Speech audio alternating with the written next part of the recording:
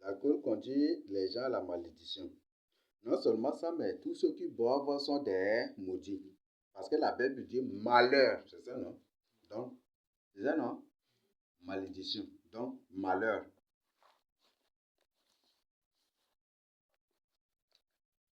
En sarong, on dit kemkol ou wurkol, c'est ça, non? Donc là, ça renvoie à la malédiction direct même. Donc, tous ceux qui boivent là sont des maudits. Sont des maudits. Pourquoi ce sont des maudits? Parce que selon la Bible, selon Jésus, même ce que Jésus a dit, tu ne boiras plus ça avec nous si ce n'est qu'au ciel. Donc, l'unique vin que nous devons prendre, c'est la Sainte. En dehors de ça, c'est fini. C'est bon? Donc, en dehors de ça, là, c'est fini. En dehors de ça, nous n'avons pas un autre vin que la Sainte. Paul dit, on ne peut pas boire à la coupe du Seigneur et à la coupe des démons. C'est ça, non? Mais, continue à partager partout, non? C'est ça, non? C'est une communion, non? L'alcool, c'est une communion, non? Ceux qui sont dans les cabarets font la communion, non? C'est une communion. C'est une communion, mais malheureusement, c'est une communion qui finit toujours par des querelles. Donc, ceux qui boivent sont en communion avec les démons. Et l'alcool signifie Iblis. Alcool en arabe, c'est Iblis. Donc, c'est le diable. Et le diable en Sahara, on dit sous.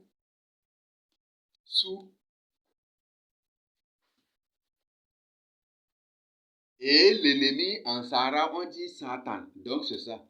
Unge Satan ou Satan en d'autres termes. C'est ça qu'ils ont francisé en Satan là. Et Satan même, c'est ça même la signification de Satan aussi. C'est un ennemi. Satan même signifie même ennemi déjà. Satan, donc c'est ça. Ou Satan. Satan, d'abord, c'est le verbe déjà, non? Satan. Satan, c'est le verbe. Et Satan, donc ça c'est déjà maintenant, ça signifie son ennemi. Où il le provoque, il le cherche avec problème. C'est ça, non? Et un provocateur, celui qui tend des pièges, ça et là. Et le diable, on dit sous. Sous, ce n'est pas pour dire que oui, sous, d'accord. En français, on dit aérien. C'est aérien, mais si c'est juste ça, très pour la dire aussi. Aérien, donc c'est ça. Ce qui fait que beaucoup de satanistes qui ont des chaînes YouTube, quand ils présentent toujours des choses, ils disent, je vous présente l'arien. Si vous n'abonnez pas à ma chaîne YouTube, cet arien va vous suivre. C'est ça, non? Et partout, vous allez trouver ces choses. Les satanistes, souvent, ils présentent cela. Et même, il y a un film, ils ont présenté que le règne, le trône de Satan, c'est le trône des araignées se trouve sous la terre. À 1000 quelques kilomètres de sous la terre ici. Donc, voilà. Donc, c'est ça. Donc, Satan, on dit sous.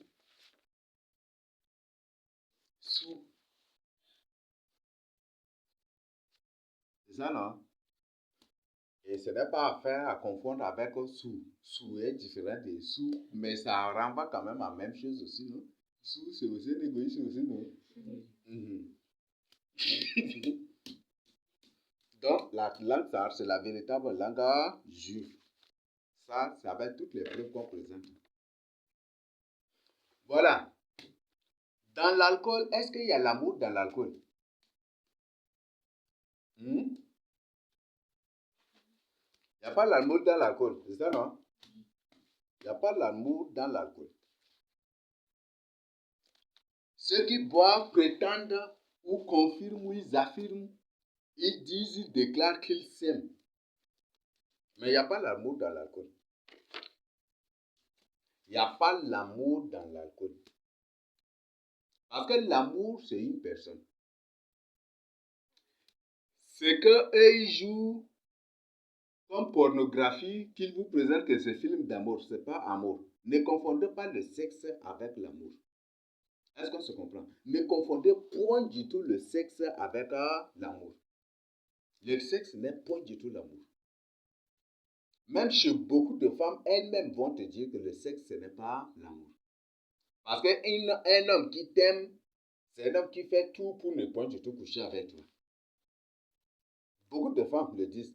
Par exemple, on était à l'université et on a développé ce thème-là comme ça. Bon, ce n'est pas dans le cadre des études, hein, mais nous, en tant que des chercheurs, là, nous-mêmes, on a créé ce thème-là et par la suite, on s'est déployé pour mener des recherches auprès des sœurs. Et là, c'est là que les sœurs nous ont avoué beaucoup de choses. L'amour, ce n'est pas le sexe. Une personne qui t'aime, c'est la personne qui ne te demande jamais du tout le sexe. Parce que les femmes disent que la personne qui t'aime, qui te dit qu'il t'aime, et dès qu'il couche, il te déshonore déjà, c'est fini. Son amour, le degré de son amour diminue pour toi déjà. Et puis c'est fini. Donc voilà, ce qui fait que toi, ma soeur qui est ici, même si le Seigneur révèle ta quota, ne lui propose pas premièrement le sexe pour gagner sa confiance. Je ne le fais jamais du tout. Et il y a beaucoup de gens qui sont motivés, sont chauds pour la fin des côtes. Le but c'est quoi? Vous allez voir que si Dieu leur révèle les côtes déjà, dès qu'ils trouvent déjà le sexe, c'est fini. Parce que ce qui les bouillonne, ce n'est pas le mariage, mais c'est le sexe qui les bouillonne. C'est pourquoi la Bible dit, fuyez les passions de la jeunesse. Fuyez la passion de la jeunesse. Le sexe, on appelle ça la passion. Est-ce qu'on se comprend? On appelle ça la passion. C'est contre cette passion-là. On va étudier aussi dans Ecclésiaste 12 après. Livre-toi la jeunesse, mais chasse que Dieu t'appellera en jugement. Dieu ne condamne pas l'amour, mais Dieu condamne la passion. Je connais dans la Bible, on trouve partout. Donc, ne confondez pas la passion qu'on appelle le sexe, qu'on appelle les choses de ce monde d'éthique. Parce que la passion se trouve dans beaucoup de domaines. Je crois qu'en philosophie, on a la philosophie sur la passion aussi. Je crois que vous, c'est quand même certains ont appris ça. Mais nous, on a appris, j'ai mené mes propres recherches aussi sur ça. Donc, ne confondez pas le sexe avec la passion. C'est bon?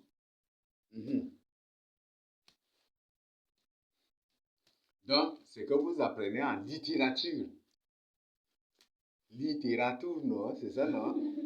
Littérature, là, qu'ils ont francisé en littérature. Littérature, non? Parce que, ou en phonétique, c'est une, non? Littérature, donc c'est ça. Donc, tous ces gens, ce sont des satanistes. Les écrivains, voilà, ces gens-là. Littérature, donc c'est littéraire, ces gens-là, voilà. Donc, littérature, donc c'est ça. Donc, ne confondez pas leur contexte avec la Bible. La Bible est très claire. Quand Jésus nous a aimés, il ne nous a jamais proposé le sexe une fois. C'est ça, non? Et Jésus n'est venu et personne n'a vu une fois Jésus le violer dans le rêve aussi. C'est ça, non? C'est ça, non? Donc, j'étais en train de me demander, mais c'est comme si la constitution, j'étais là. Là, tu me dis que j'avais fait que mais dans le rêve, je me disais là, comme si spirituellement, il n'y avait pas de constitution. Et là, je me lavais, les gens me disaient, les gens se moquaient de moi, j'ai eu honte de me lever pour me laver, j'étais assise et tout le monde se moquait de moi. Je ne savais pas quoi faire, j'étais restée là. Il y avait un jeune homme comme ça, qui est très beau comme ça, il passait sur nous, il passait. Et quand il s'est tourné, il m'a dit, moi si je l'ai vu là, j'ai aussi un matin comme ça de demander des secours. Là, il y a des pailles attachées comme ça à côté. C'était devenu maintenant. Donc, il a ramassé les pailles là, il a ramassé 3 pailles là. Et puis, il est venu faire une clôture tout autour de moi. Et là, les gens qui se moquaient de moi, ils ont dit, non, comme elle est jeune là, tu vas la courtiser. Et il a eu une voix très douce comme ça. Il a dit, cette génération-là est toujours comme ça. Il a dit, cette génération-là est toujours comme ça. Quand tu aimes quelqu'un, là, ils font Une personne, quand tu l'aides, là, c'est Dieu qui va te bénir, c'est Dieu qui va te récompenser. Il est en train de m'opportuner par des versets bibliques et au réveil, je me dis, là, le Seigneur m'a l'esprit me confirme que c'est pour le Seigneur. Donc, Jésus n'est pas juste désordonné. Si l'amour sur le sexe, je crois que chacun de nous, chaque jour dans son rêve, il va se voir faire rapport sexuel avec Jésus. C'est ça, non? C'est ça, non? C'est ça, non? Bravo. Donc, si l'amour sur le sexe, je crois que tous les jours, les vrais enfants de Dieu ont des rapports sexuels avec Dieu, avec Jésus. Donc, l'amour n'est pas du tout le sexe. Il a évité. Et tous ceux qui prennent l'amour pour le sexe sont des gens qui sont sous la malédiction. Ce qui fait que c'est très dangereux. Éviter certains langages amoureux. Mon amour, mon bien-aimé, ceci. Vous voyez, les termes bibliques deviennent des termes de la passion. C'est la malédiction. Parce que c'est ça la cabale, c'est la malédiction.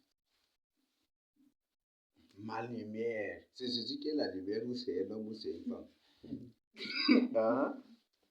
Voilà. Il y a certains qui parlent jusqu'à pour s'appeler encore des choux. Vous comprenez la signification de choux? On fait quoi avec chou?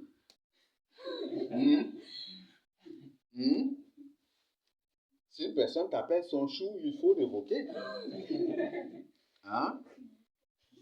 Oui. Si une personne t'appelle son chou, il faut révoquer. Il faut le dire ouvertement. Voilà. Donc, ce qu'il faut retenir. On est dans un monde très kabbalistique. Et c'est ça. Donc, les termes, les mots, les paroles de Dieu sont devenues aujourd'hui des paroles d'amusement, des paroles kabbalistiques, des paroles de la passion. Et ne confondez pas du tout la passion avec l'amour. L'amour, c'est une personne. On l'appelle Jésus. C'est fini. On dit Dieu est amour. C'est ça, non? Dieu est amour. Donc, Dieu est amour. Il est lui-même l'amour. Donc, l'amour n'est pas le désordre. Donc, on appelle les films de pornographie, ce n'est pas de l'amour. On appelle ça de la passion. Ou on appelle ça de la corruption. Et ça n'a pas commencé aujourd'hui. Hein. C'est autant dans Genèse 6. Mais beaucoup de gens, ces histoires nous sont cachées dans Genèse 6, par exemple. Les anges déchus. C'est ça. Même aujourd'hui, quand vous prenez, par exemple, vous voyez les photos de Renaissance, là, ils présentent des géants, non, qui faisaient leurs photos, leurs images, leurs dessins, ils faisaient des rapports même en public, des trucs comme ça. C'est la pornographie. C'est ça la corruption. On appelle ça de la corruption. On appelle ça de la passion. Ce n'est pas de l'amour. Aujourd'hui, ça me surprend que des frères, un frère qui aide une sœur, et il dit, bon, j'ai vu sa situation, la sœur est vraiment très pauvre, ça m'a compacté, des trucs comme ça. C'est pour ça que je l'aide et puis je veux qu'on se marie, qu'on reste. Non. Aider une personne, c'est différent de marier, c'est ça, non? Ça, on parle de l'opportunisme, ça c'est, ça, bon, ça, en termes juridiques, moi, veuillez m'excuser, même c'est, mais moi, je place dans le contexte, ça c'est abus de confiance. C'est ça, non? Qui aide une personne pour profiter, pour détruire la personne, pour profiter de son sexe, ça, ce n'est pas, ça, c'est un abus de confiance. Moi, j'appelle ça abus de confiance. Si peut-être les juristes ont d'autres qualifications, mais moi, c'est ça. Moi, qualification, je trouve là. Ça, c'est abus de confiance. Tu aides une personne et pour profiter de son sexe, là, non, non, ça ne se trouve dans aucun verset de la Bible. C'est de la malédiction. Voilà, donc éviter de telles choses. Ça va? Donc, l'alcool, c'est le désordre. L'alcool, c'est le désordre. Parfois, on part en évangélisation. Une femme qui est ivre en pleine route, elle se déshabille pour uriner. Et ces femmes, parfois même là, je les maudis dans mon cœur comme ça. Et je les maudis dans mon cœur même comme ça. Une femme qui devant des hommes se déshabille pour uriner. Et tu la trouves ivre. Bon, certaines, c'est des sorcières, certaines, c'est des démons, pour se cacher aussi derrière cette ivresse. Mais certaines, c'est l'alcool même. J'ai dit, l'alcool que vous voyez, c'est juste ça. L'alcool est très dangereux. Et Dieu ne permet point du tout d'une telle abomination. D'abord, d'ailleurs, dans Proverbe 23, 19 à 21, que nous avons lu, dans la partie sur les conséquences de l'alcool. Il est clair, mon fils, ne sois pas parmi ceux qui prennent le vin. C'est ça, non? Ne sois pas parmi ceux qui prennent le vin. Ne sois pas parmi ceux qui prennent de l'alcool. C'est ça, non? C'est très clair ici. Ne sois pas parmi ces gens-là.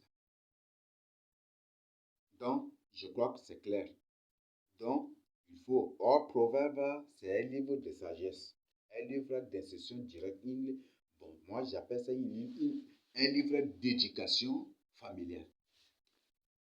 C'est toute la Bible, mais ici, là, toute famille qui veut voir vraiment son enfant réussir et son enfant l'honorer, le glorifier, doit se servir beaucoup vraiment des conseils et des modèles même. J'appelle ça, oui, le modèle éducatif présenté dans le livre de Proverbes ici.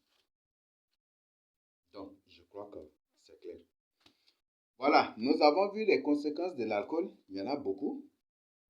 Nous avons vu ensemble, aujourd'hui, nous allons voir les avertissements du Seigneur. Ces avertissements sont nombreux. Et nous les trouvons partout dans la Bible, mais je vais vous présenter quelques-uns. Et si peut-être en présentant ce que le Seigneur m'a révélé, ou ce que le Seigneur m'a fait trouver, peut-être tu trouves aussi, tu as des compléments aussi, ou tu as aussi les tiens, tu peux aussi partager avec nous aussi. C'est bon? Parce que Dieu se sert toujours de la bouche de ses enfants pour parler. Hein? Si Dieu s'est servi de la bouche de l'âne pour parler à Balaam là, c'est possible, non? Donc, Dieu passe toujours par l'homme pour parler à l'homme. Est-ce qu'on se comprend? Parce que si Dieu passe par les animaux, Dieu a passé une fois par l'animal. Mais si Dieu passait toujours par les animaux pour parler aux hommes, je crois que les humains seront soumis aux animaux, non? Et les animaux deviendront des maîtres, non? Donc Dieu ne passe pas du tout par les animaux. Et nous sommes dans un monde gouverné par des animaux. La Bible les appelle des bêtes. Nous sommes dans un pays gouverné par des animaux. Nous sommes dans un monde gouverné par des animaux. Nous sommes dans un continent gouverné par des animaux. Ce qui fait que c'est l'animal le plus féroce là, qu'il l'honore et il le couronne, il le font de lui, ceci, et ils font de lui des trucs. Vous voyez par exemple, Barack Obama, il a fait combien de guerres? Il a tué combien de guerres? Pendant son règne. Mais ils sont venus lui attribuer le prix de la paix, le prix Nobel de la paix. Vous voyez ça? Vous voyez comment? C'est une preuve que, c'est ça non? C'est une preuve qu'on est dans un monde gouverné par des animaux. Donc c'est l'animal la plus féroce toujours qui est élevé. C'est lui qui a fait beaucoup de dégâts là. C'est à lui qu'on lui attribue le titre c'est ou le titre où on lui attribue le prix Nobel de la paix. Mais pourquoi ils n'ont pas attribué le prix Nobel de la paix à Jésus? Parce que Jésus n'a tué personne. Donc il ne mérite pas ses fruits. C'est ça, non? Mais Massa a fait. C'est ça, non? Ce qui fait directement, il est devenu aussi premier ministre et maintenant il est président avec une autre face. Même ce que Massa présente, ça s'est présenté dans un film hindou, hein? Un film indien comme ça, on appelle Soldat ou c'est Soldier comme ça. L'Antique se règne avec une autre masque. Et c'est après d'avoir cette masque, les gens vont le démasquer pour... Et ça va être dur. Dans l'Antique se règne avec un autre masque, avec des barbes. Maman, des barbes, non? L'Antique se règne avec un autre masque, avec autre face. Et quand il y a un problème, il vient pour consoler les gens ou pour prévaloir, il prend autre, il enlève ses masques et il vient avec autre face aussi. Et c'est comme ça. Ils ont jamais un film avec. Ça, c'est un film hindou. Hein? Et les Indiens qui ont présenté le film de Krishna ou de Krishna, ils ont présenté le film de l'Antichrist. Ils ont dévoilé les secrets de l'Antichrist de Krishna 1 jusqu'à Krishna 6. C'est ça, non? Mais moi, je ne vous invite pas parce que là, tu vois ça, là, tu vois, il y a des danses où tu ne fais pas attention, tu vas danser. Hein? C'est ça, non? Hein? Et il y a des abominations que tu vas voir et ils feront de toi une quoi là? Un spectateur directeur du culte d'idolâtrie. Et c'est pas aussi bon. Donc c'est pour ça que je vous évite. Mais si c'est toi, là c'est ta liberté. Si tu ne me crois pas, mais moi je te dis la vérité. C'est vérifiable. Donc ça dépend de toi. Voilà. Nous allons voir les avertissements du Seigneur. Éphésiens 5, verset 18. Qui va nous lire?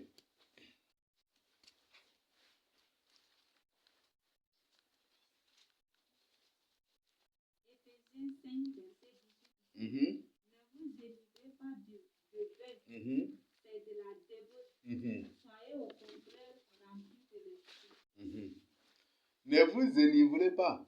Ce contexte-là, en d'autres termes, ne vous livrez pas au vin. Faire un peu usage des vins, là, ça signifie aussi se livrer un peu au vin, non? C'est ça, non? Parce qu'il y a des gens, même si vous leur servez un demi-verre de vin, ils vont même ils deviennent sourds. C'est ça, non? Un demi-verre seulement, hein, de 33 ou de gala ou de Beaufort, ils deviennent sourds. C'est ça, non? C'est de la débauche. Un enfant de Dieu ne doit point du tout se livrer à ces choses-là. Donc nous devons plutôt être remplis du Saint-Esprit. C'est ça, non? Qu'une personne nous lise 1 Corinthiens 6.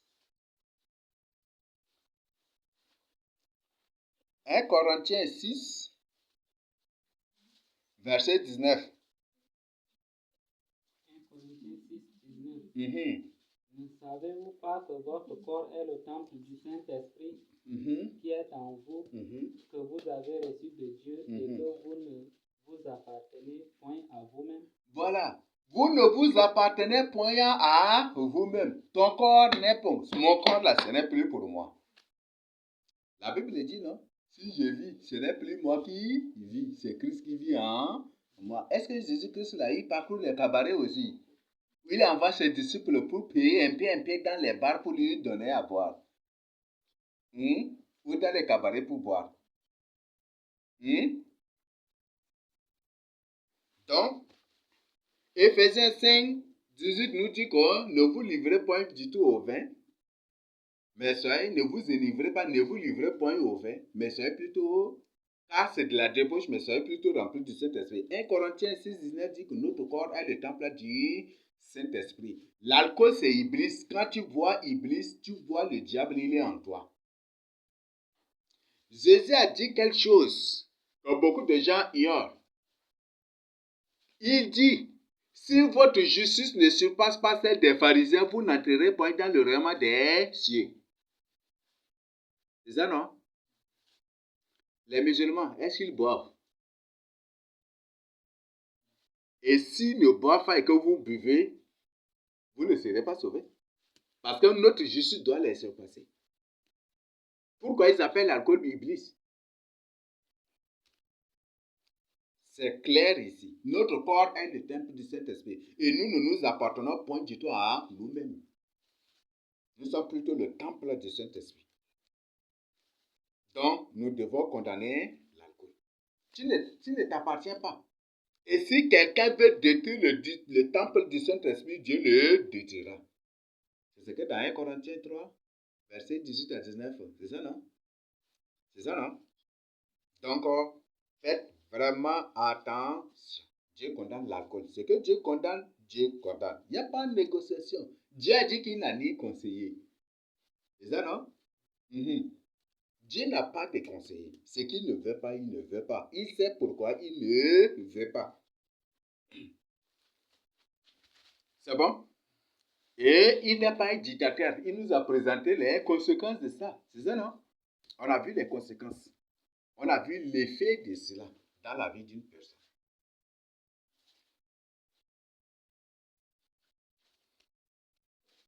Donc, l'alcool, on a vu les conséquences de cela et comment ça modifie l'homme. Comment ça amène l'homme à boire autre chose. Même on a vu que l'alcool finit par piquer comment? Le scorpion, c'est ça, non? Donc, l'alcool, c'est le venin des scorpions. Et qu'est-ce que Jésus a dit? Voici, je vous ai donné le pouvoir sur les serpents, sur les scorpions, sur toutes les puissances des...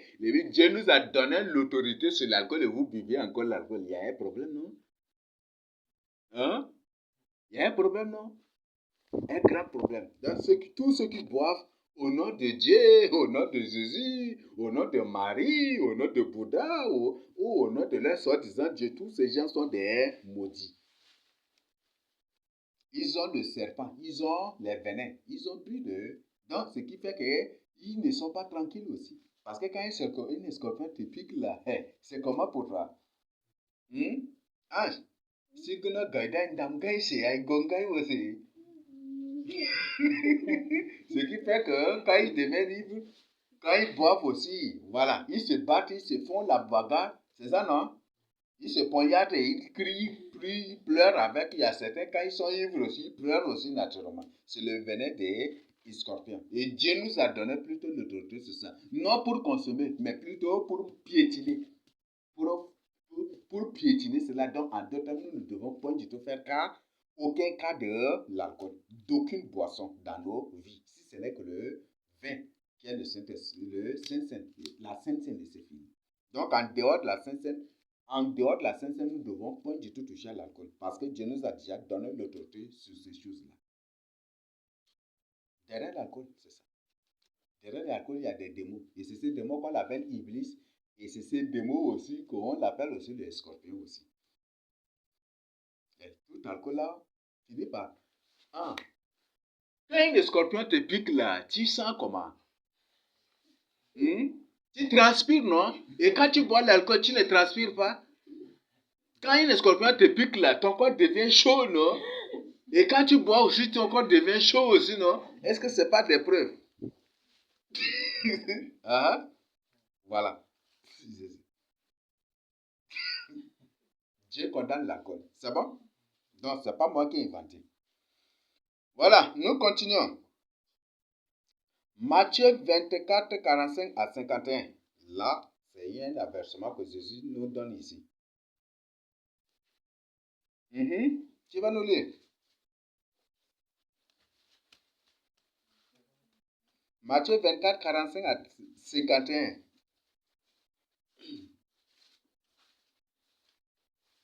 Quel est donc le serviteur fidèle et prudent que son maître a établi sur ses gens pour leur donner la nourriture au temps convenable?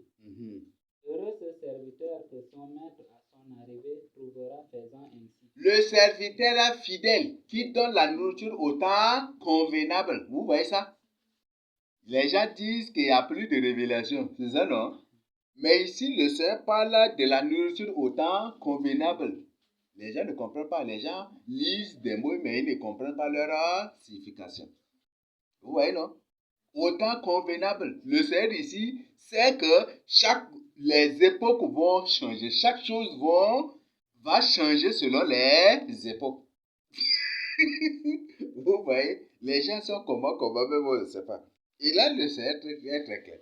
Le serviteur fidèle qui donne la nourriture convenable, qui donne de la nourriture au temps convenable. Si ce serviteur tient ferme, il est heureux le jour où son maître apparaîtra pour l'enlever. C'est ça, non? La nourriture au temps convenable, les gens ne comprennent pas. Vous voyez ça? Et les gens disent, il n'y a pas de révélation, plus de révélation. Dieu ne... Et ils prennent le plus souvent Hébreu 1 verset comme là. Avant, Dieu parlait par que Dieu parlait, avant Dieu parlait, non, par les prophètes, c'est ça, non? Et aujourd'hui, Dieu parle par son fils. Ils ne comprennent même pas ce qu'ils disent, ni ce qu'ils enseignent. Vous voyez, moi, ça, là. Bon, c'est déjà phénoménal. Oui, le Seigneur a parlé de ce phénomène à la fin des temps. Oui, nous continuons. Ils ne comprennent pas ce qu'ils disent, ni ce qu'ils enseignent. Dieu ici parle de la nourriture au temps convenable. C'est ça, non? Au temps convenable.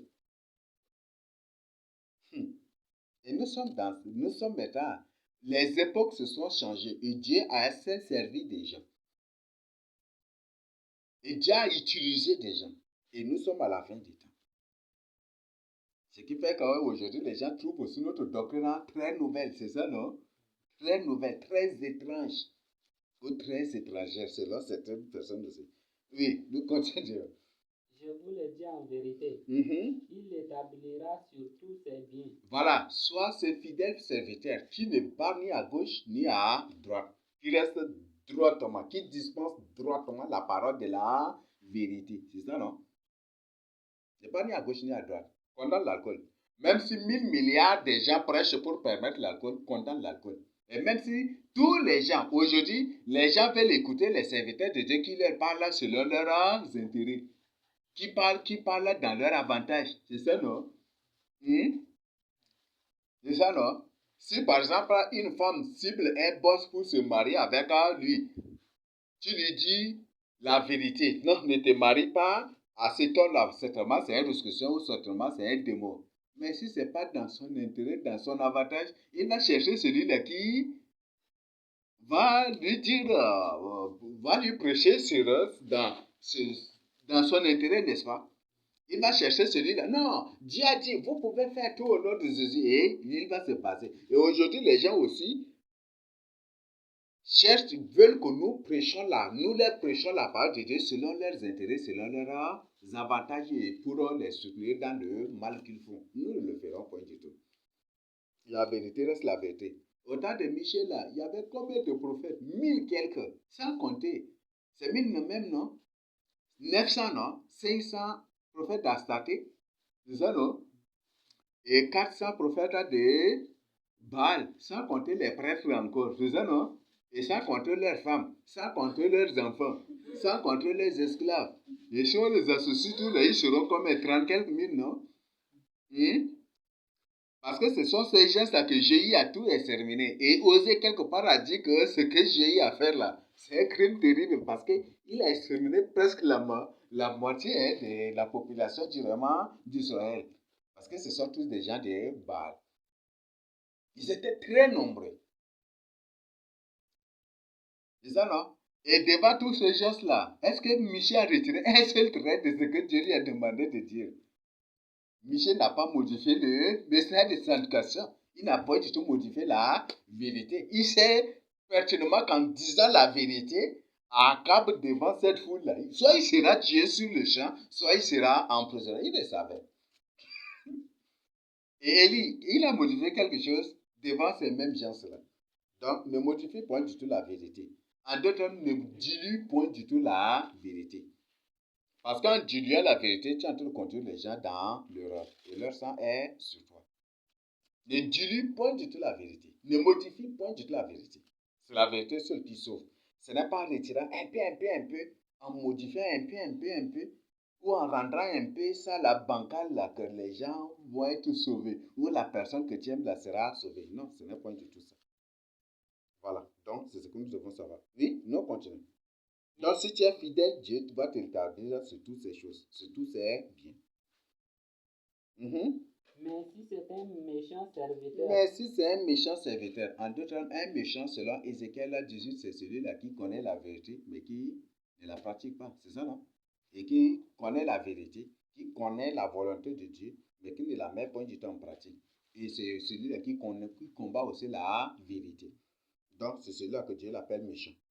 Et en ces derniers temps, c'est celui-là qui connaît Jésus-Christ, la vérité. C'est ça, non? Mais qui rejette cette vérité et qui dit, je suis enfant de Dieu, sans la vérité. Donc, tous ces gens, ce sont des méchants. Et l'alcool aussi conduit à la méchanceté. Voilà. L'alcool, c'est la méchanceté. Qui disent en lui-même, mon maître tarde à venir. Mon maître tarde à venir. Mais si c'est un méchant serviteur qui dit dans lui-même, mon maître tarde à venir.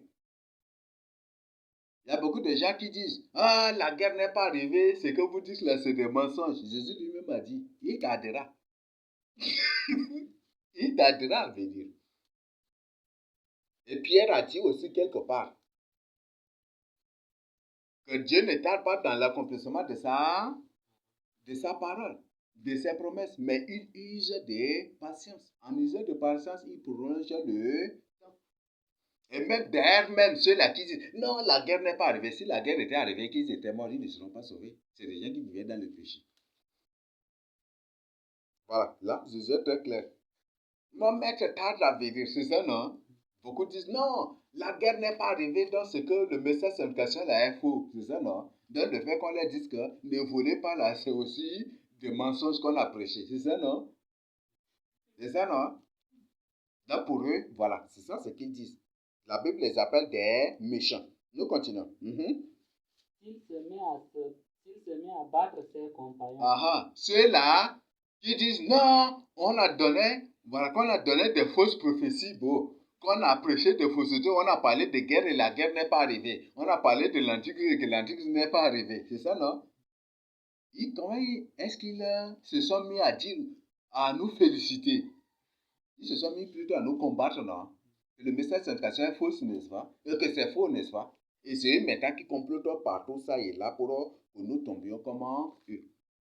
Et la Bible les appelle des méchants. C'est des gens qui ne vivent point du tout dans la crainte de Dieu. C'est ça. C'est pas moi qui ai inventé, c'est Jésus même qui a dit cela. S'il se met à battre ses compagnons, s'il se met à battre ses compagnons, donc en deux termes, s'il se met à persécuter, à comploter, à faire du mal à ses frères qui sont en Christ. s'il mange et boit avec les ivrognes, Aïe, aïe, aïe. Là, je crois que c'est clair, non? S'il mange et boit. Donc, avant, il observe la loi des animaux impurs, et dès qu'il commence par nous persécuter, il retourne à manger des choses impures, c'est ça, non? Avant, il ne prenait pas les jus, les boissons, et dès qu'il tombe déjà là, c'est pour retourner à ces choses aussi, non? Il va se remettre à prendre les jus, les sucreries, les ceci. Voilà, il va dire non, tout est sanctifié par. Il va commencer par diluer la vérité. C'est Jésus qui a parlé. Hein. Mais malheureusement, dans la Bible de ces gens-là, ces textes-là ne s'y trouvent pas, malheureusement pour eux. Si ça s'y trouve là, eux-mêmes ils vont reconnaître qu'ils sont dans l'erreur terrible. Parce que c'est des choses annoncées. Et le Seigneur est très clair. Quand le jour vient, et même Pierre est très clair, que le Seigneur prolonge toujours le temps. Dans le but que ceux qui ne sont pas sauvés soient sauvés comme nous. Et pour que ceux qui vivent encore dans le péché se repentent. C'est ça, non? Pierre a bien dit cela. Et ce qui fait que par la suite, beaucoup de gens vont se repentir et tout d'un coup, l'Antichrist va rendre le temps difficile. Et le Seigneur sera obligé d'abréger le temps. C'est ce que même Jésus a dit aussi. Oui. S'il se met à battre ses compagnons, s'il mange et boit avec les ivrognes, c'est ça, non? Le cabaret, là, c'est le coin des ivrognes, non? Les bars sont des coins des ivrognes, non? Et quand tu prends Bilibili, là, et Matangé, c'est ça, non? C'est les salives des ivrognes aussi, non? Que tu bois aussi, c'est ça, non? Même Gala, c'est la même chose aussi. Parce que les gens qui boivent là, ce qui reste un peu dans les bouteilles, ils ramènent là-bas. C'est ça, non? C'est la même chose. Et pour ces boissons modernes, c'est pire aussi. C'est pire. Et toujours, c'est les mêmes peu. C'est même l'Antichrist là qui a joué, qui a fait toutes ces choses-là. Parce qu'on a vu que les boissons traditionnelles sont venues par les coutumiers. Beaucoup le savent. Et beaucoup le témoignent eux-mêmes aussi. Et c'est même Antichrist qui a créé le modernisme, qui a créé aussi les coutumes aussi. Et dans le but de balancer les gens, pour que les gens deviennent des chauves-souris. Le but, c'est pour que les gens soient comme des chauves-souris. Pour qu'ils n'appartiennent ni à Dieu, c'est ça, non? Et ni à qui?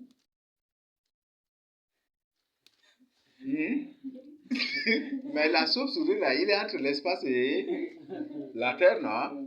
Donc, il n'appartient ni à Dieu et ni au diable. En d'autres termes, c'est ça, l'athéisme, c'est ça, non? Oui, la chauve-souris, c'est le site de l'athéisme très dangereux. Ça, c'est le site de l'athéisme. Voilà, c'est ça, hein? Et l'islam, c'est l'athéisme. Le communisme, c'est l'athéisme. Et même Mohamed, c'est un communiste. Oui. Mohamed, c'est un communiste. Le communisme que vous voyez là, aujourd'hui, ils sont en train de berner les gens pour leur faire croire que non, que la Russie n'est pas un pays islamique, que la Chine n'est pas un État islamique, un pays islamique. Les gens vont être surpris un jour. Le communisme, c'est l'islam. L'islam, c'est le communisme. Parce que Mohamed, c'est un chrétien athée. Il a créé l'islam, c'est dans le cadre de l'athéisme. Beaucoup de gens, beaucoup de musulmans ne connaissent pas l'islam. L'histoire de Mohamed, mais Dieu nous a fait grâce. Nous, on a lu ça. Mohamed, c'est un chrétien athée. Et il a créé l'islam dans le cadre de l'athéisme, pour amener les gens à l'athéisme. Parce qu'il était élevé par des prêtres catholiques, les moines catholiques. Les moines sont des athées, non? Aha. Et c'est ces moines athées qui ont élevé Mohamed. Et Mohamed, c'est un athée. Donc, ce qui fait qu'il a créé l'islam, c'est pour l'athéisme mondial. Et c'est pour ça, c'est l'islam qui a créé le communisme que vous voyez là. Le communisme. La Chine, l'Inde, ces pays sont tous des pays islamiques. Même la Russie, c'est un pays islamique. Et c'est exactement ça. Dans l'islam, on adore le calife. C'est ça, non? Est-ce que c'est pas ce qui se passe en Chine? Le président chinois est adoré, non? Comme Dieu, c'est ça, non? Corée du Nord, le président coréen est adoré comme Dieu, non? C'est ça l'islam. C'est ça l'islam. Donc l'islam, c'est l'athéisme. L'islam, c'est le communisme. Donc, c'est que vous devez savoir. Donc, dans l'islam, le chef est adoré. C'est ça que vous trouvez aussi dans le coutume. Le coutume, c'est le chef qui est adoré. C'est ça, non? Les banques sont adorés, non? Avec les mots. Les banques sont premièrement adorés, après les mots. C'est ça, non? Exactement ça. C'est ça que vous trouvez en Corée. Corée du Nord, tout comme en Chine, tout comme à la Russie et partout ailleurs. Dans les pays communistes. Et même en Arabie Saoudite, le roi d'Arabie, ou quoi là, il est comme un Dieu là-bas, non? Les musulmans l'adorent, c'est ça, non? Toujours dans l'islam, c'est le chef qui est adoré. L'antique, c'est ça. L'antique, c'est communisme. Donc, tous les Africains qui réclament le communisme sont en train de réclamer l'islam en Afrique. Condamnez cela. Tous les Africains qui réclament le communisme, ils sont en train de réclamer l'islam. Le but, c'est pour chasser Jésus-Christ de l'Afrique, pour installer l'islam. Mais ça va être amer pour eux. Et Jésus a dit, cela ne va pas arriver aussi. Parce que Jésus a dit, s'il veut, lui ne veut pas, à bras tendu, à bras de fer, il va régner sur eux. Donc ça, le Seigneur en a parlé déjà. Ça va? Le maître de ses serviteurs viendra le jour où il ne s'y attend pas. Et à l'heure qu'il ne connaît pas. C'est ça, non? Il persécute. C'est méchant. Persécute les élus. C'est ça, non? Il avec les élus, il se retire et il se met à persécuter les élus. Il se remet à manger des choses impures, des choses que Dieu condamne. S'il mange de bonnes choses, Dieu ne va pas parler de ça. C'est ça, non? Parce que est-ce que manger, c'est un péché? Mais si Dieu condamne, il se met à manger. C'est pour dire que, c'est ce que même la Bible dit, non? S'il mange, c'est ça, non? S'il mange et boit avec les ivrognes, je crois que c'est clair, non? C'est pour que il ne s'agit pas de bonnes choses qu'il mange, mais plutôt des choses que Dieu condamne, c'est ça, non? Donc, s'il mange ces choses que Dieu condamne et boit, c'est que les ivrognes boivent aussi, c'est ça. Bible indolta dege, Jala indolta dege, Kali indolta dege, Bodo, Duma, Ridi indolta dege, tout. Indolta dege, même Google a que le Rida, Kundu kwa karana gatne, surtout que indolta dege. Vous le savez, non? Ah. Donc, il y a ne t'hasarde pas. Hein. C'est par ces choses que la sorcellerie se répand facilement aujourd'hui. Parce qu'un mantakuma doit être de même, mais d'autres pour gâter, doit être pili, c'est ça, non? C'est ça, non? Ou un mantakuma qui donne d'autres démos qu'en quoi de nous. Ou un une ore, qui est parmi les démos aussi, c'est ça, non? Vrai ou faux?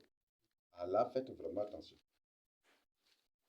Le maître de ses serviteurs viendra le jour où il ne s'y attend pas et à l'heure qu'il ne connaît pas. Il le mettra en pièces. C'est ça, non? Jésus surprendra tous ceux-là qui disent que nous, on a dit, on a parlé de guerre et la guerre n'est jamais du tout arrivée. On a parlé de ceci et cela n'est jamais du tout arrivé. Et ils sont retournés dans le monde pour manger des choses que Dieu condamne, pour boire des choses que Dieu condamne. Dieu viendra à l'heure où il ne s'y attend pas. Et tous ces gens seront mis en pièces. Il leur donnera leur part avec les hypocrites. Dieu les appelle des hypocrites. Donc, en d'autres termes, ces gens, même avant d'être des élus, même là, ce sont des hypocrites. Ils sont parmi les élus par comment des hypocrites. Donc, en d'autres termes, c'est là qu'il y aura des pleurs et des graissements des dents éternellement. Ces jours-là, ils vont dire, hey, si je savais, je continuais le message 500. Mais c'est déjà trop tard. C'est ça, non? Voilà. Donc, ils vont beaucoup grincer des dents. Crrr, crrr, crrr, crrr. Voilà. C'est bon? Je ne sais pas s'il y a des questions à poser sur ça. Ou des compléments. Lévitique 18 à 11. Qui va nous lire ça? Ça, c'est les avertissements du Seigneur qu'on est en train de voir. Hein? C'est bon?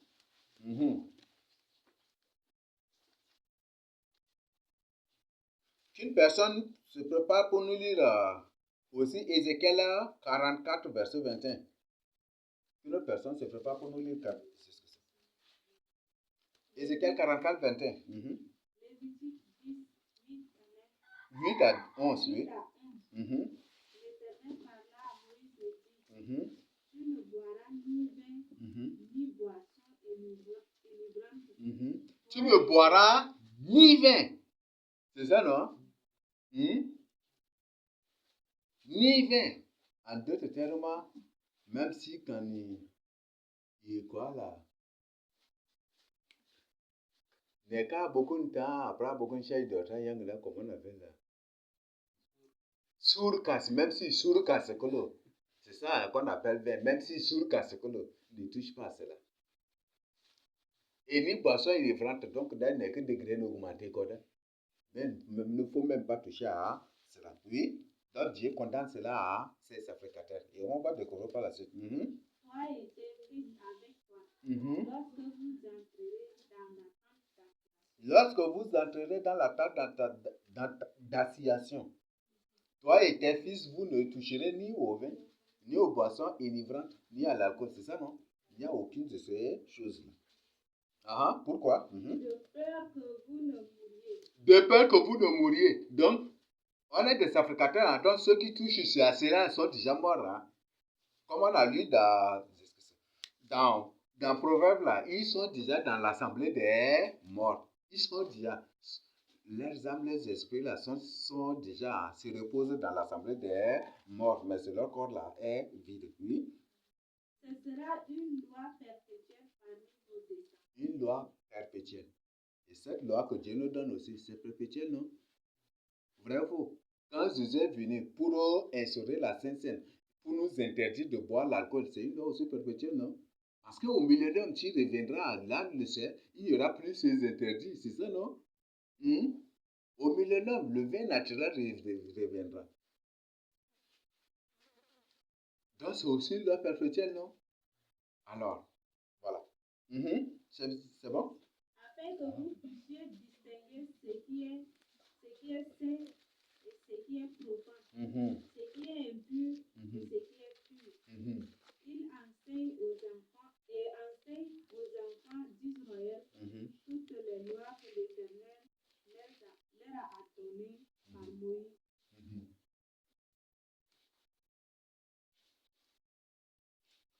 Un jour, un pasteur était parti quelque part pour prêcher la parole de Dieu. Et là, les choristes disent que ce pasteur-là, il prêche trop long. Bon. Et il est long dans ses enseignements. S'il l'invite comme ça pour prêcher, il va prendre tout leur temps et ils ne vont pas chanter. Mes frères et sœurs, entre la louange et la parole de Dieu, laquelle qui va sauver? Hein? C'est la parole de Dieu qui sauve. Et c'est la parole de Dieu qui fait de ta louange une véritable louange en esprit, en vérité. Mais comme on est dans un monde d'ambiance, c'est des églises mortes, c'est ça. Alors, ils ont décidé de saouler le pasteur. Là, ils ont mis des choses dans le thé, dans la nourriture du pasteur. Le pasteur a mangé. Là, quand il mettait tout dans son main pour que le pasteur se lève, il reste là. Il ne peut plus même. Rester debout même là, il ne peut plus. Ils ont humilié le pasteur. Alors, est-ce qu'une personne sourde peut enseigner la vérité, prêcher la parole de Dieu aux gens? C'est impossible, c'est ça, non? Même si aujourd'hui, là où tu es sourd, tu restes là au bord de la route, tu prêches et tu dis, ne volez pas. Est-ce que les gens vont prendre ça au sérieux? Hein? Dieu condamne la prostitution, Dieu condamne l'alcool et que toi-même tu es ivre. Les gens vont prendre ça au sérieux. Ils vont écouter, c'est bien, mais tu prêches bien, mais ton ivresse là seulement qui te trahit, c'est ça, non? C'est ça, non? Voilà. Ce qui fait qu'un pasteur prostitué, c'est un pasteur qui ne prêche jamais du tout pour condamner l'adultère, pour condamner la prostitution, pour condamner la fornication. Parce que c'est sa vie. Parce que dès qu'il prêche cela, je crois que lui-même, il se crée énormément de problèmes. C'est ça, non? Voilà. C'est ce que c'est. Donc, c'est ce qui se passe. Dieu est très clair. Nous sommes ces sacrificateurs. Nous ne devons pas du tout toucher à ces choses. Et Ézéchiel 44, 21 vient encore ajouter quelque chose à cela. Qui va nous lire?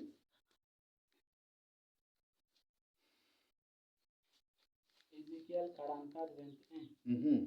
Aucun sacrificateur ne boira du vin lorsqu'il entrera dans le parvis intérieur. Vous élevez là-bas, on entre dans le sens là. Aucun sacrificateur ne boira du vin lorsqu'il entrera dans le parvis intérieur. Dans le lieu saint. C'est ça, non?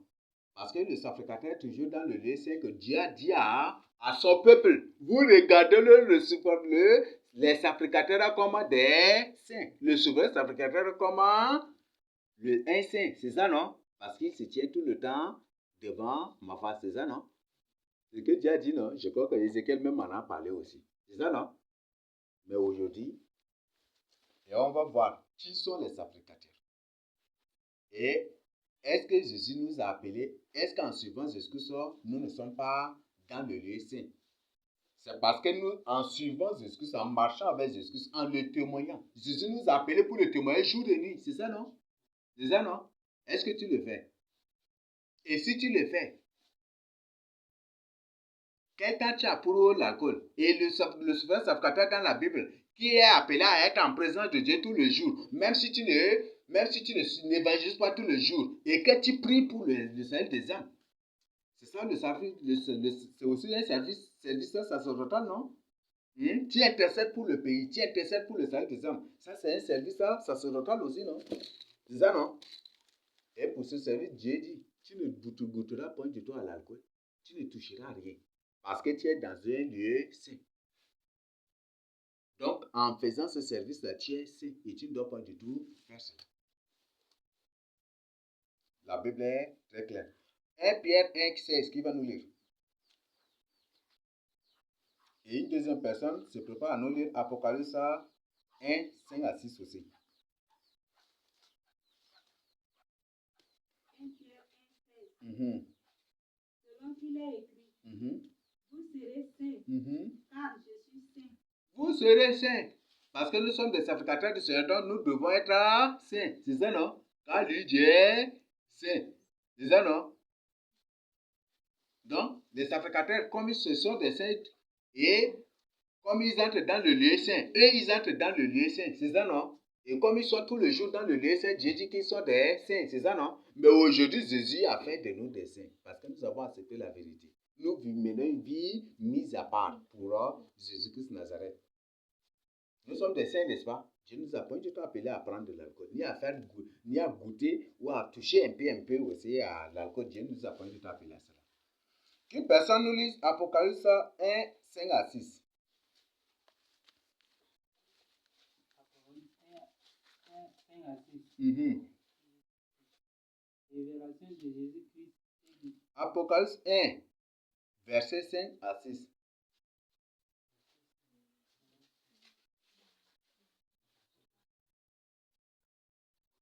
Verset 5 à 6. De la part de Jésus, les témoins de fidèles. Les témoins fidèles. Jésus est le témoin fidèle. Le premier-né. Le premier-né d'entre les morts. Entre les morts est le prince du roi de la terre. À celui qui nous aime, qui nous a délivrés. Qui nous a délivrés. De nos péchés. Par son sang. Et qui a fait nous un royaume. Et qui a fait de nous un royaume. Des sacrificateurs pour Dieu. Nos pères, à lui, soit à la gloire et à la puissance au siècle des siècles. Amen. À lui soit la gloire et la puissance au siècle des siècles. C'est ça, non? Nous sommes réellement des sacrificateurs. Et tout sacrificateur ne doit pas du tout toucher de l'alcool, ni du vin, ni de boissons innovantes quand il entre dans le lieu saint. Et aujourd'hui, Jésus est venu pour faire de nous des saints. Les saints ne sont pas des prêtres. Les saints ne sont pas les saints ne sont pas des cardinaux. Ce n'est ni le pape. Les saints sont ceux qui sont dans la vérité. Parce que le pape, même avant de se présenter devant une assemblée pour faire un discours, il se saoule très bien. C'est ça, non? Comme les prêtres le font. Ce ne sont pas des saints. On dit quand il y a quelque chose, tous les prêtres catholiques. Là, vous le connaissez, non? Les prêtres catholiques, de quand il y a quelque chose, là, il y a une major. Voilà. 1 Pierre 2, verset 5.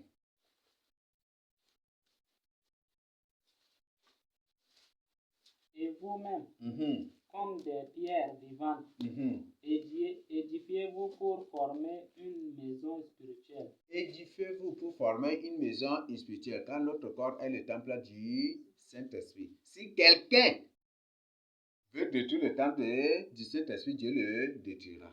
La Bible est très claire. Un saint sacerdoce. Un saint sacerdoce. Voilà, je vous pose une question. Dans la tente d'association, est-ce qu'on arrange aussi les vins, les liqueurs, les boissons, les bilibili, les tangaous et là?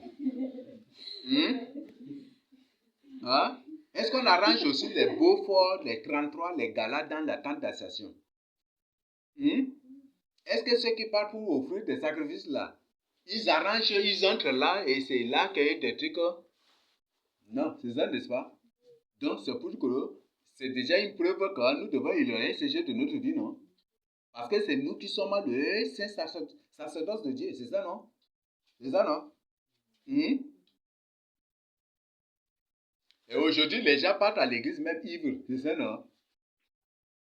Quand, par exemple, à l'église, dans leur temple, vous allez voir une personne se lève, il danse là, comment? Il fait sa tête comme Bob Marley, il danse comme Fali Ipupa, il fait les voix, c'est des gens ivres. Aujourd'hui, partout. Même certaines personnes, pour avoir la voix, ils boivent d'abord. S'ils n'ont pas la, ils ne boivent pas, ils n'ont pas de voix. Il y a des gens qui sont comme ça. Oui, l'alcool modifie la voix d'une personne. Là où je suis, si je suis ivre, ma voix change automatiquement. Vous n'avez pas remarqué ça? Toute personne ivre a une voix changée. L'alcool modifie la voix. Une personne qui boit seulement, même si là où je suis, vous me servez un peu seulement de goutte d'alcool, ma voix va changer automatiquement. C'est ça, non? Ça change. C'est ça. Là, ce qui fait que ces gens-là font toujours recours à l'alcool pour boire. C'est ça. Ce qui fait qu'ils dansent. Là, il y a l'ambiance. Il y a l'ambiance, mais il n'y a pas de Saint-Esprit là. Vous savez faire la différence entre l'ambiance et le Saint-Esprit, non? Hmm? Hmm?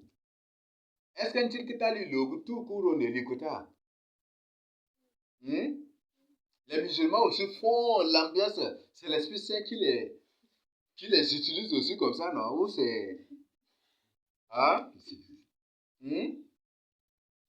Hmm? Donc, il y a une différence entre l'ambiance et le Saint-Esprit. Il y a une très grande différence entre l'ambiance et le Saint-Esprit. C'est bon? Donc, nous sommes un saint sacerdoce. Et dans le saint sacerdoce, en d'autres termes, nous sommes le lieu saint des saints dans lequel Dieu habite. Et dans le lieu saint des saints dans la Bible, dans l'ancienne alliance, est-ce qu'on y arrange les Beaufort, les 33, les Bilibili, les Douma, les Cochettes? Est-ce qu'on arrange est-ce que le sacrificateur entre même ivre là avec ça, dans ce lieu? Et nous, aujourd'hui, notre corps est le temple du Saint-Esprit. Donc, c'est notre, en d'autres termes, c'est notre corps qui est le lieu saint des saints. C'est ça, non? Du Dieu, c'est ça, non? Nous sommes le palais du Dieu vivant. Nous sommes le trône du Dieu vivant. Notre cœur est le trône du Dieu vivant. Donc, et là maintenant, s'il y a des bouteilles de gala de 33 qui sont arrangées dans ce lieu saint des saints, de Dieu qui est ton corps là, il faut maintenant les dégager, il faut les balancer, dehors maintenant. Il faut les ramasser dehors. Il faut maintenant les ramasser. S'il y a les calebasses de bilibili, il faut les jeter maintenant dehors aujourd'hui. Parce que c'est des ordures. Parce que même dans l'ancienne alliance, dans le lieu saint des saints là, se trouve rien que la table de la loi de Dieu. C'est ça, non? La manne, c'est ça, non? Il y a là aussi la manne dans l'arche de l'alliance. C'est ça, non? Les tables de beurre, table de la loi de Dieu. C'est ça, non? Et il y a quoi encore? La verge d'Aaron qui a fait trier, qui a posé aussi de fruits. C'est ça, non? Comme un témoin, c'est ça, non? C'est uniquement ça. Et c'est symbolique. La manne symbolise la Sainte Seine que nous mangeons. C'est ça, non? La verge d'Aaron symbolise que tu es élu de Dieu. Les tables de la loi symbolisent les lois de Dieu, la crainte de Dieu qui est en toi. C'est fini. Dieu n'a pas besoin de bilibili. Et puis on n'arrache pas les bilibili dans le lieu, dans l'ancienne, dans le lieu saint des saints, on n'arrache pas des bilibili dans ce lieu. Ni les Beaufort, ni les 33, ni les cochettes, ni les sucreries. Et je crois que personne aussi ne part dans le lieu, n'entre dans ce lieu avec les sucreries, ni avec ces choses-là. C'est un lieu saint. Et c'est ce lieu, bon, c'est pas lieu, c'est le lieu saint des saints. En d'autres termes, c'est le lieu parfait. C'est ça, non? Donc, nous sommes le temple du Dieu vivant. Nous sommes le lieu saint des saints. Donc, Cochette ne doit pas entrer dans ce lieu-là. Bodo ne doit pas entrer dans ce lieu-là. Tangaouche ne doit pas entrer dans ce lieu-là. Beaufort beau, Argues beau, Votega beau, Vin beau, Baron de Madrid ou Baron de Barcelone ou quoi ne doit pas du tout entrer dans ce lieu-là. Rien, sauf la Sainte Seine. C'est fini. Sauf la Sainte Seine. Je crois que c'est clair ici. Sauf la Sainte Seine. C'est fini. C'est fini. Le jus de la Sainte Seine. Toute église qui se sert de Baron de Madrid ou de n'importe quelle autre qualité de vin pour faire la Sainte Seine, c'est une église maudite. Une église maudite. Et tous ceux qui fréquentent ces églises sont des églises maudites. En d'autres, c'est des églises qui insultent Dieu. Et aucun membre de cette église ne sera enlevé. Je l'ai dit, s'ils ne veulent pas me croire, ils vont me croire un jour.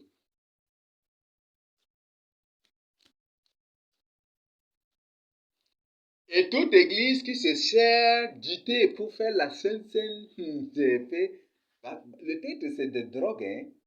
Thé, là, c'est drogue, vous connaissez, non? Vous savez, non?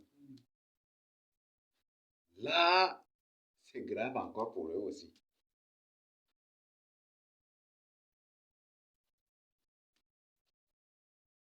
Donc, la Bible est très claire. C'est nous qui sommes le lieu saint des saints. C'est fini.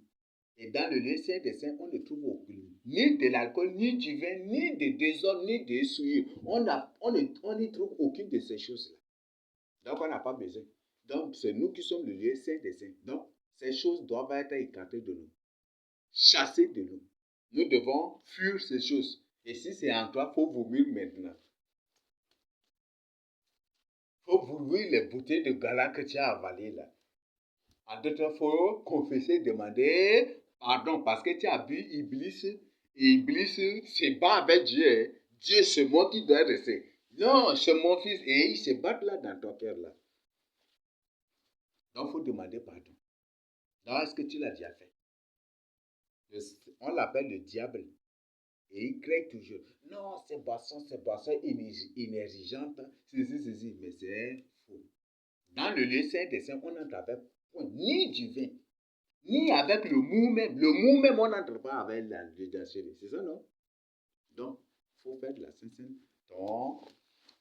Ton vin, la Sainte-Sainte. Et comme le vin, les raisins, c'est disparu, on est obligé de se servir on est obligé d'utiliser le jus dosé. C'est ça, non? Le jus dosé. Et le jour, peut-être, ils vont couper le jus dosé parce que à un moment, quand on utilisait le jus dosé, là, ils ont décidé de couper le jus, de couper l'osé. Le jus rouge, là, on ne le trouve pas. Dans le jus, s'il n'y a pas l'osé rouge, on peut utiliser l'osé blanc, non? On peut utiliser, s'il coupe aussi, là, on reste en prière et Dieu nous révélera ce qu'on doit utiliser aussi à la place de la Sainte-Sainte. Et c'est qu'il y a des enseignements blasphémataires qui se donnent. Que même si tu ne fais pas la Sainte-Sainte, il faut imaginer la Sainte-Sainte et il faut mâcher la bouche, il faut mâcher des trucs. C'est des faussetés, des faux enseignements. Le Seigneur dit, chaque fois que vous vous réunissez en mon nom, vous devez le célébrer. C'est ça, non? Donc, toi, Élie, tu te dis, Élie, tu t'écartes des autres, tu finiras par tomber. Parce que, on dit, un seul bois n'allume pas le feu. C'est ça, non? Un seul bois ne fait pas le feu. C'est ça, non? Et on ne fait pas le feu avec un seul charbon aussi. C'est ça, non? C'est ça, non? C'est ça, non? Et un seul balai ne nettoie pas aussi la cour. C'est ça, non? Ah, ça, ton amour, quoi qu'il y ait, après, ouais, il doit dire ça.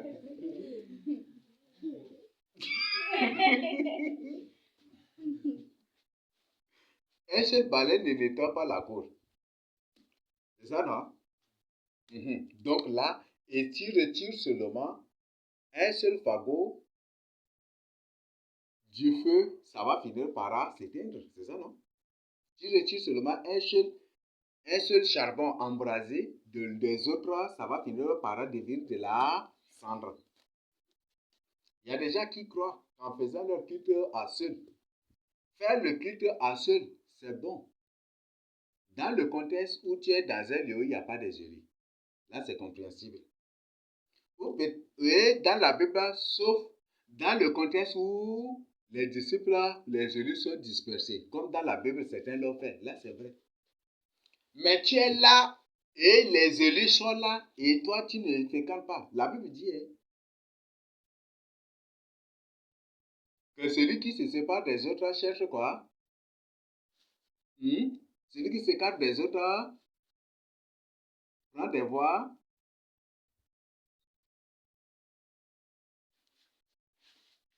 Ah, vous avez oublié. Celui qui s'écarte des autres, là, qu'est-ce qu'il fait?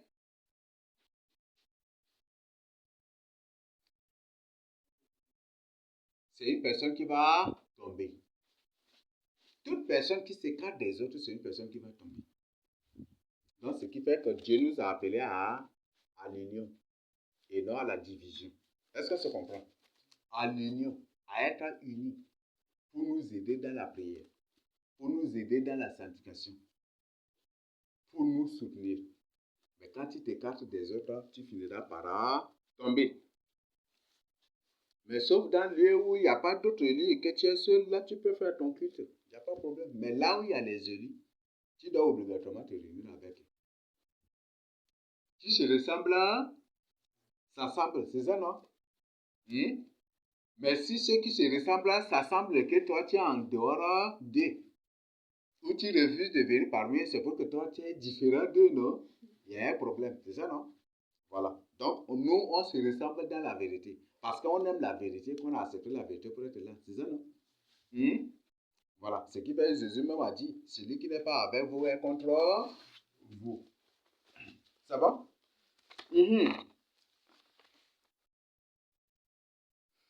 Qui va nous lire? Il y a le verset 9 de 1 Pierre aussi. 1 Pierre 2, verset 9. Qui va nous lire le verset 9? Donc, c'est nous qui sommes le lieu saint des saints. Et dans le lieu saint des saints, on n'y arrange ni les boissons, ni les vins, ni les mous, et rien. Et personne ivre n'entre là aussi. C'est ça, non? C'est nous qui sommes le lieu saint. Donc, c'est une preuve que ni l'alcool, ni Bordeaux, ni aucun alcool, aucune boisson, aucun vin, aucune autre boisson ne doit entrer dans nos bouches. Nous ne devons avaler aucune de ces choses. C'est très clair. Et si une personne veut te piéger par ça, il met dans la nourriture sans que toi-même tu le saches, des trucs là, c'est la malédiction sur la personne. Ça, la malédiction sur la personne. Mais toi, ne le fais point du tout. Parce qu'aujourd'hui, ils suivent nos enseignements dans le but aussi de développer des stratégies contre les ennemis.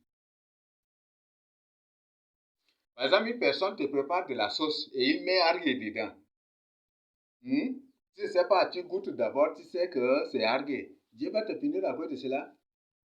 Dieu va te punir à cause de cela. Tu ne sais pas, n'est-ce pas? Donc tu goûtes dès que tu sens qu'il y a quelque chose de mauvais, il faut rejeter. C'est bon? Merci. Voilà, qui va nous lire le verset 9? Oui, verset 9, non. 1 Pierre 2, verset 9. Qui va nous lire? Parce que vous obtiendrez le salut. 1 Pierre 2, verset 9.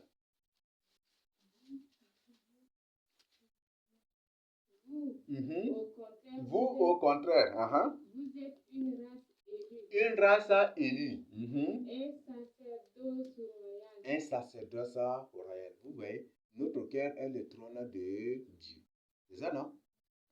Une nation sainte. Une nation sainte. Dans le lieu saint, on n'entre pas avec les alcools, ni avec les boissons, ni avec le vin. C'est ça, non? Donc, nous ne devons pas du tout toucher aux ces choses. Oui? Un peuple acquis. Un peuple acquis. On est acquis par le sang victorieux de Jésus. C'est ça, non? Par la mort de Jésus-Christ sur le bois. C'est ça, non? Voilà. C'est par ça que Jésus nous a acquis. Afin que vous Et aussi par sa résurrection, sans oublier ça. C'est parce que si Jésus n'est pas ressuscité, là, mais... Oui. Afin que vous annonciez les vertus de celui qui vous a appelé des ténèbres à son admirable lumière. C'est ce que les fabricateurs font, non? Quand ils entrent dans le lieu saint, là, c'est pour témoigner Jésus, non? Ils sont au service de Dieu, non? Donc, voilà.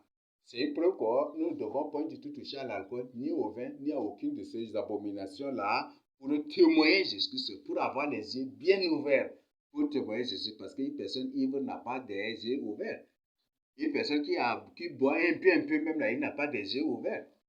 Il a toujours des yeux rouges, non? Mais tu pars en évangélisation, tu as des yeux très rouges là. Les gens ne vont pas avoir peur de toi. Parce qu'il t'arrive même parfois, tu vas gronder des trucs.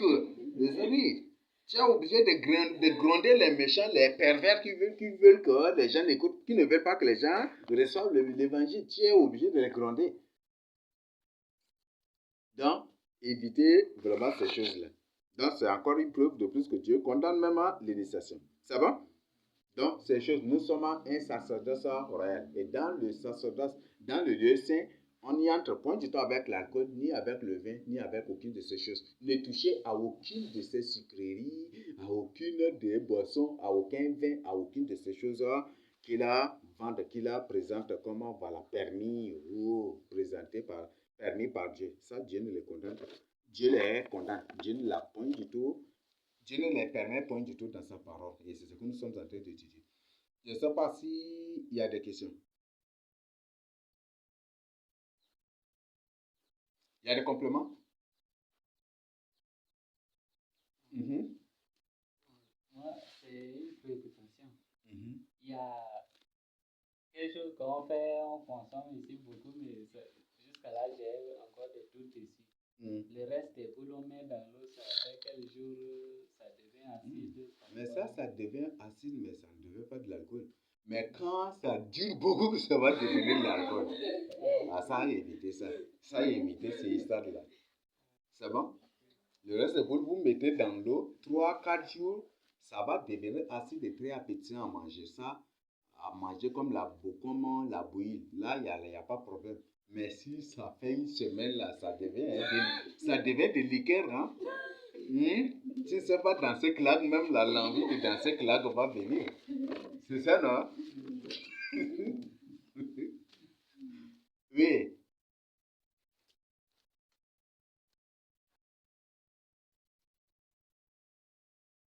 Il n'y a pas de chose, non? Voilà. Ecclésiaste 12, verset 1 à 4.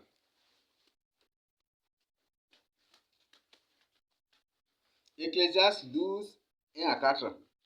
Ecclésiaste, là, on trouve après quel livre?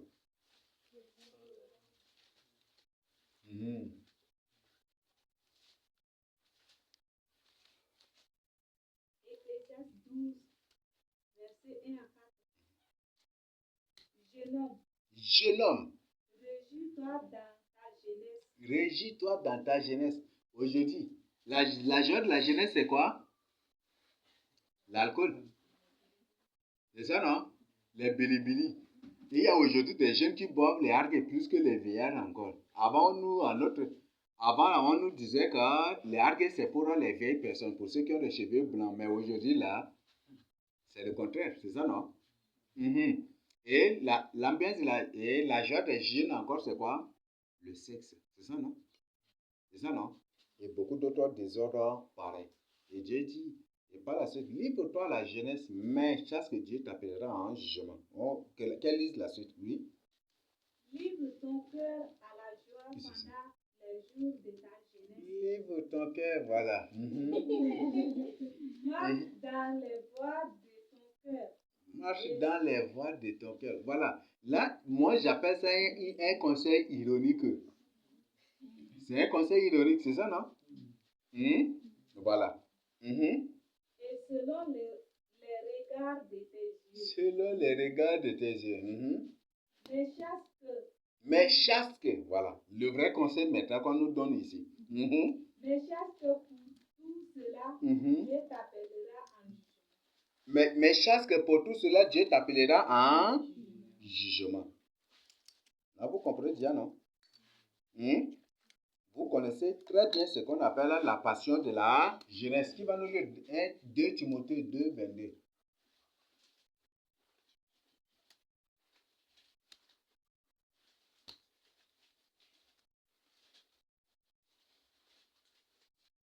Ah, ou tu n'as pas encore fini? Ah, c'est pas encore fini. Bon, ben là, tu finis et puis après la personne nous lit 2 Timothée 2, 22. Bannis de ton cœur le chagrin. Bannis de ton cœur le chagrin. L'alcool apporte le chagrin. Vous le savez, non? L'alcool, c'est toujours le chagrin. Ceux qui boivent finissent toujours par regretter d'avoir bu. C'est ça, non? Qu'est-ce qui m'a poussé à faire cela? Parce que l'alcool te pousse toujours à faire ce que tu ne veux pas. Éloigne le mal de ton cœur. Éloigne le mal de ton cœur. Or, l'alcool attire le mal dans ton cœur. C'est ça, non? Même là, je crois que Proverbe 5, Proverbe 6, Proverbe 7, et un peu partout, on nous dit que l'alcool amène toujours au désordre. Et amène toujours, attire le mal sur la personne. Car la jeunesse et l'horreur sont vanité. Toutes ces choses, c'est de la vanité. Mais souviens-toi de ton Créateur pendant le jour de ta jeunesse, avant que les jours mauvais arrivent. Les jours mauvais arrivent, hein? Jésus a parlé de ça, non? Ce qui était arrivé du temps de Noé et de l'autre va se reproduire, non? Avant ça n'arrivait, c'est ça, non? C'est un jour mauvais qui arrive. Et que les années s'approchent où tu diras, je dis prends soin de blesser. Aïe, quand tu seras en enfer là, toi-même tu vas dire pourquoi j'ai fait cela? Pourquoi Dieu m'a créé? Pourquoi ma mère m'a mis au monde? C'est ça, non? Il ne faut pas que tu regrettes. Donc, pour ne pas regretter, évite l'alcool. Parce que derrière l'alcool se cachent des centaines de péchés. Là, je vous le dis. Et c'est expérimentable. Hein? Derrière l'alcool se cachent des centaines de péchés. Oui. Avant que se fût le soleil et la lumière, la lune et les étoiles, et que les nuages reviennent après la pluie. Vous voyez, non? C'est exactement ce que Jésus nous a décrit dans Matthieu 24. Il y aura ténèbres, la lune disparaîtra, le soleil, tout. C'est exactement ça, non? Là, ici, déjà, Ecclésiaste, le roi Salomon, est en train de nous parler de l'enlèvement. Il sait que la perversité va être en nous avant l'enlèvement et aussi après l'enlèvement, plus pire encore après l'enlèvement. Et c'est de ça que Salomon est en train de parler. Là, vous voyez, non? Vous voyez, non? Vous voyez, la Bible, c'est un ensemble de codes. C'est bon? Donc, des jours mauvais se passent, il y a des mauvaises choses qui se passent partout. On nous raconte qu'ici à Péni, dans la zone de Péni, partout là, les gens restent comme ça et tout d'un coup, l'eau sort de leur chambre. Et l'eau sort, dès que l'eau sort, les poissons remplissent leur chambre. Des gros poissons remplissent leur chambre. Ça, c'est un phénomène, non? Et le Seigneur parlait de phénomène à la fin des temps. Et ça se passe déjà. Tu restes dans ta chambre directement, un trou se forme, pouf. Et puis l'eau coule et directement des poissons envahissent ta chambre. Tu n'as même pas besoin de mettre un filet pour les attraper. C'est un phénomène, non? Et surtout, ne mangez pas de tels poissons. Ça, ce n'est pas des poissons naturels. C'est pas des, et même ils disent que ce n'est pas des poissons naturels. Et par exemple, si tu pars chez les Ngamba, ils présentent toujours les poissons comme des esprits. Qui a ce phénomène, ça se produit beaucoup là-bas. Et ce sont des esprits. Ils vous disent non. Parfois, que la terre s'est fendue, et puis il y a un gros poisson devant, et puis ses enfants derrière, et ils courent, et puis l'eau les suit, non? Ils disent... Les poissons sont devant et l'eau est derrière eux pour les suivre. Ça, oui, et c'est le phénomène des esprits. Donc ne mangez pas ce genre de poissons. Et c'est ces poissons qui remplissent maintenant les marchés. Je vous dis, comme je vous ai dit, osez. Les prophètes osaient, beaucoup d'autres prophètes ont parlé de l'extermination des poissons par Dieu par la suite. Pourquoi Dieu va exterminer tous les poissons? Parce que les poissons, dans la plupart des cas, sont modifiés et sont des poissons croisés avec des gènes des démons. Faites vraiment attention. Donc, toi qui aimes beaucoup de poissons, il faut vraiment enlever ça de ta vie. Même toi-même, tu fais la pêche là, il faut beaucoup prier. Et si Dieu ne t'a pas convaincu, ne n'ose pas aussi manger. Il y a un frère à qui Dieu lui a révélé de ne plus manger poisson. Ça, lui, Dieu lui a révélé ça. Et il a pris sa décision. Donc, un frère en Djamena, Dieu lui a révélé qu'il ne doit plus manger de poisson. Et il dit, ça c'est Dieu qui lui a dit ça. Et il n'est pas sûr. Et par la suite, il m'a appelé pour partager avec moi. J'ai dit oui. Les preuves sont là. Et lui-même, Dieu lui a présenté les preuves. Il a partagé ça comme une information. Il voulait que je partage avec tous les élus. Mais je sais que en partageant, ça va créer beaucoup de scandales. Mais j'attends à présenter vraiment avec lors d'une étude biblique. Parce qu'il faut présenter des choses là bibliquement pour que l'homme incrédule soit convaincu. Même s'il ne veut pas être convaincu, quand même c'est la parole de Dieu. Même s'il ne veut pas croire, il le croira obligatoirement un jour. Pourquoi Dieu va exterminer tous les poissons de la mer? La Bible a-t-elle parlé de ça, non? Et pourquoi Dieu va exterminer? Faites vraiment attention. Vous ne savez pas ce que vous mangez. Et les Ngamba témoignent que ce sont des esprits. Et aujourd'hui, des gens maintenant, partout, on nous raconte, c'est des témoignages qu'on reçoit de partout maintenant. Une personne reste dans sa chambre, tout d'un coup, pouf, l'eau sort de sa chambre. Pouf, ça remplit. Et dès que l'eau sort, les poissons aussi sortent, fout. Et puis sautent là, voilà. Tu reçois des poissons gratuits à manger. C'est l'Antichrist qui t'envoie ces poissons gratuitement manger, hein. Mais ce n'est pas gratuit. Parce que les poissons, on les trouve dans les mers et non dans les maisons. Ta maison n'est pas un fleuve quand même. C'est ça, non? Et directement, l'eau sort et les poissons sortent, ils envahissent la maison et après l'eau là disparaît et les poissons sont là. Et toi, tu crois que c'est une bénédiction de Dieu? Ce n'est pas une bénédiction, c'est un piège. Après l'eau disparaît et puis les poissons remplissent la maison. Toi, tu crois que ça c'est une bénédiction? C'est ces poissons qui envahissent maintenant les marchés. Et que tout le sabbat, une femme était transformée en poisson. Les gens sont partis la vendre. Ils ont vendu ce poisson. Et l'acheteur amenait le poisson à la maison pour le couper. Dès qu'il voulait couper le poisson, il dit, ne me tue pas. Moi, je suis un humain comme toi.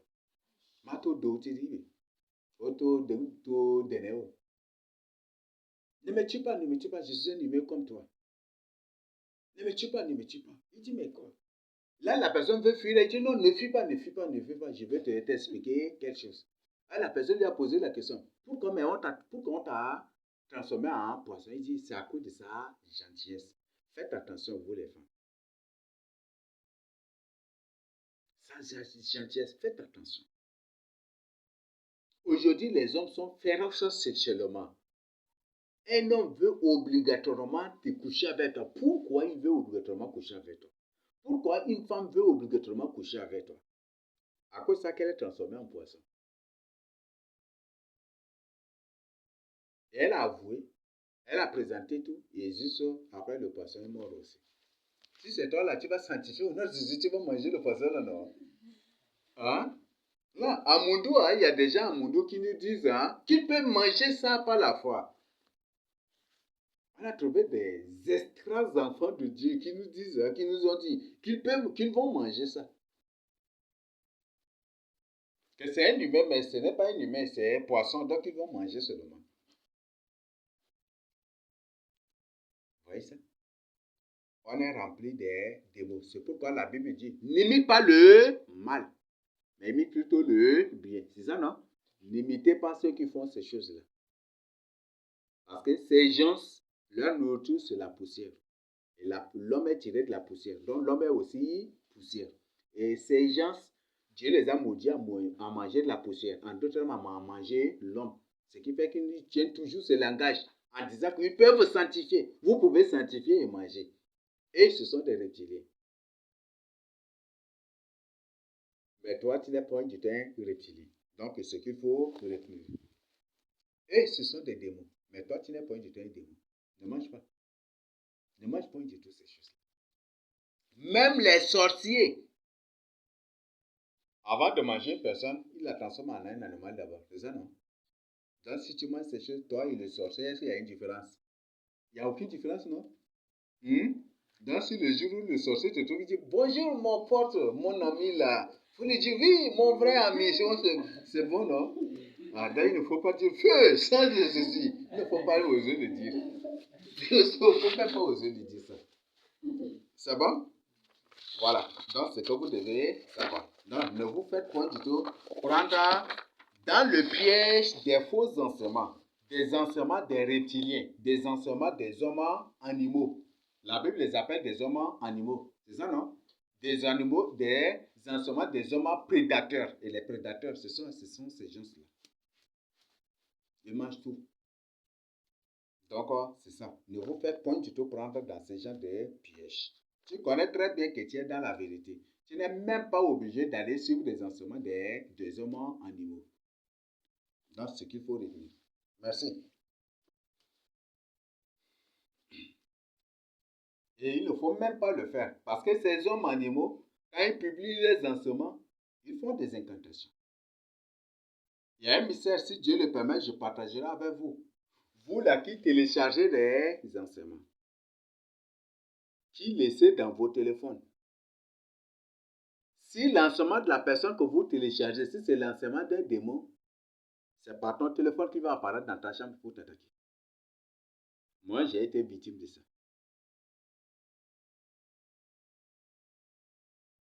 Si tu télécharges le lancement d'une personne qui a un mauvais état d'âme, tu es en danger. Je te le répète. Beaucoup de gens sont pris dans ces pièges et c'est ça même la cause et l'origine de leur problème spirituel aussi. Donc, arrêtez de suivre de n'importe quoi. Tu sais que tu es dans la vérité et tu cherches quoi là-bas. C'est preuve que tu es un hypocrite, non? Une personne qui est dans l'incrédulité, dans l'endoucement. Faites vraiment attention. Merci. Si par exemple, tu as le film de Kirikou dans ton téléphone, tu vas recevoir des attaques terribles. Alors, effacez ces abominations-là. Et les soi-disant témoignages, les soi-disant enseignements que ces démons donnent, effacez-les. Ça va beaucoup vous aider. Mais si c'est un vrai enseignement, il n'y a pas de problème. Une personne qui vit dans la crainte de Dieu, il n'y a pas de problème. Mais si c'est une fausse personne, un démon, un sorcier, un agent de Satan, un homme animal, tu gardes ces choses, il va vénérer, il va réclamer. Mais il ne va pas réclamer que tu effaces de ton téléphone, mais plutôt toi qui vas réclamer pour te détruire. Et il va beaucoup te manipuler à travers cela. Arrêtez vraiment ça. Voilà. Il n'y a pas de chose, non? 2 Timothée 2, verset 22. Qui va nous lire là? 2 Timothée 2, 22.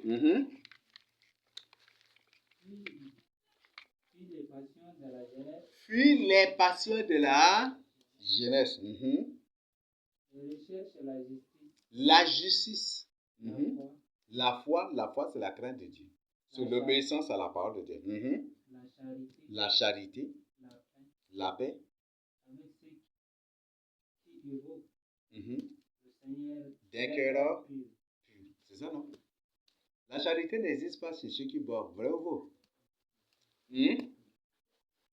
C'est seulement si Jésus vivait un peu, il n'allait pas aider les pauvres. Vrai ou faux? C'est ça, non? Si seulement il prenait un peu, là, il n'allait pas aider les pauvres. Mais il ne le faisait pas. Donc, ta somme que tu es en train de dépasser, si tu aides une personne en difficulté, c'est une bénédiction pour toi. Tu aides un frère en Christ, c'est une bénédiction pour toi. C'est ça, non? Donc, il faut arrêter de toucher un peu. Même si c'est un verre par jour, même si c'est une cuillère par jour, ou une cuillerée, une louche même par jour, il faut arrêter aujourd'hui maintenant. Parce que Dieu condamne, on est en train de voir. On est le lieu saint des saints de Dieu, de la nouvelle alliance. Donc Dieu est en nous. Et dans le lieu saint des saints, on n'y arrange ni l'alcool et aucune personne ivre ne va y entrer et il ne s'y trouve rien comme alcool, comme bilibili, comme ceci, ça ne cite. Non, rien du tout. Mais dans ce lieu saint des saints, on ne trouve rien que la verge d'Aaron, qui symbolise ton élection. C'est ça, non? On trouve la manne qui symbolise, c'est ça, non? La manne symbolise le pain de vie, c'est ça, non? Jésus dit que j'ai lu le pain de vie dans Jean 6, c'est ça, non? Et les tables de la loi qui symbolisent la crainte de Dieu, c'est fini. Donc, il faut que uniquement ces 3 choses qui se trouvent en toi. En dehors de ça, il ne faut pas que se trouve ni l'odeur de l'alcool ou de bilibili ou de vin et qu'il ne se trouve point du tout ces choses-là aussi en toi. Parce que tu es le lieu saint de ces. Arrête vraiment de toucher à l'alcool. C'est bon? Voilà, comme je vous ai dit, les mouches des boissons, vous les veuillez m'excuser, hein? On appelle perles aussi, mais moi, c'est des mouches, hein? Ah, mais tout de suite, on a des doubles, voilà. Mouches, là, il y a un gamin d'essayer. Les mousses, on appelle mousse, non? Mousse, là, c'est. Moi, je me compte de quand ici. Ah, mais chez de casette, tu me compte de quoi, là, vrai ou faux? Ding margan yan konda dati en imara ba ki ara bulle margo arte forme en bouba mais c'est exactement ça aussi non voilà donc kasgo tout ko yang ils vendent là traditionnellement Les moussours, des trucs où ils appellent au père ou quoi. Chai d'occasion, ça là. Ils doivent tout réuni. Ça, c'est l'ensemble des salives des choses réunies. C'est l'ensemble des venins des gens réunis. Vous savez que les reptiliens, là, ils tirent leur langue reptiliens aussi, non? S'ils boivent, ils sont capables aussi de cracher leur venin, non? Leur venin se trouve aussi dans cela.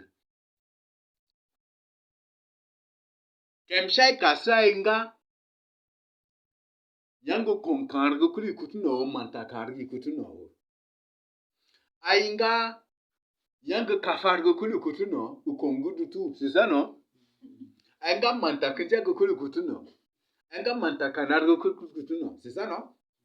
Enga yanga Congo manta Congo kutuno, c'est ça non? Il y a le Congo que enga même kaseda il y a le Congo c'est vrai, c'est ça même aussi.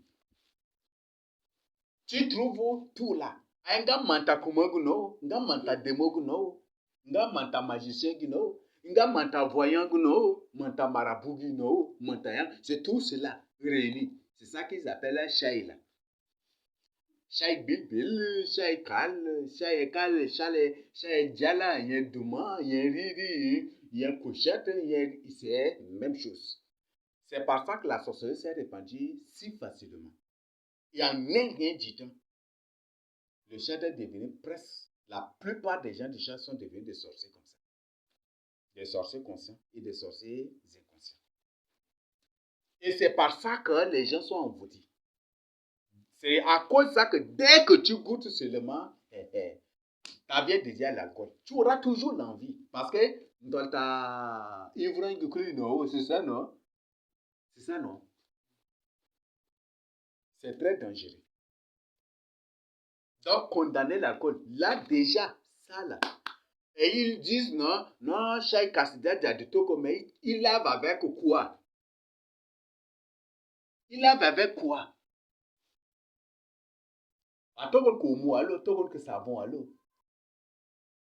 Au même mentadé, tout le monde, ça reste un mentadé vrai ou faux? C'est ça, non? Ah, il y a pas. J'espère que il y a pas. Wali m'a depuis ta kikja, on a des verses et puis après, bah, il y a un ça reste toujours, non? Même chose, non? Il beaucoup au mot, il sera au et puis beaucoup, il a après, bah, il a tout, troisième tour. Et puis, au tado, bah, il beaucoup tato, ok, ça va te faire bien, quoi. Ça reste la même chose, non? Donc, ce sont des choses que Dieu condamne. C'est par ça que la sorcellerie s'est répandue. Et c'est par ça que beaucoup de parents initient leurs enfants sans le savoir. Parce que, ouais, manta comment? Aden. A-t-il comment aussi?